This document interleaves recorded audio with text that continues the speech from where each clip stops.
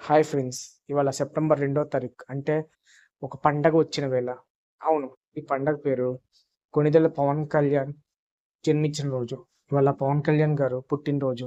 ఈయన 1971లో కొణిదెల వెంకట్రావు, అంజలీదేవి దంపతులకు జన్మించాడు.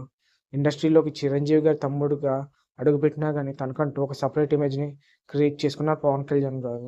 'గోకులంలో సీతతో' ఫస్ట్ హిట్ కొట్టిన తర్వాత 'బద్రి', 'తమ్ముడు', 'తొలి ప్రేమ' వంటి వరుస బ్లాక్ బస్టర్‌లతో సెన్సేషన్ క్రియేట్ చేసి, ఆ తర్వాత 10 సంవత్సరాలు ఫ్లాపులు వచ్చినా గానీ 'జల్సా'తో కమ్‌బ్యాక్ ఇచ్చిన సరైన హిట్ మాత్రం 'గబ్బర్ సింగ్‌తోనే పడిందని చెప్పాలి. ఆయన చే ఆయన సినిమాల కన్నా తను చేసిన సేవా కార్యక్రమాలతోనే ఎక్కువ అభిమానులను సంపాదించుకున్నారు. ఆయన ఆయన్ని విమర్శించిన వాళ్ళు ఉండొచ్చు. బట్ ఆ విమర్శించిన వాళ్ళకి చెప్పే సమాధానం ఏంటంటే, ఆయన చేసే కార్యక్రమాలు, చేసే చేసిన మంచి పనులే ఆయనకి శ్రీరామ రక్షగా ఉంటాయి ఎప్పుడు.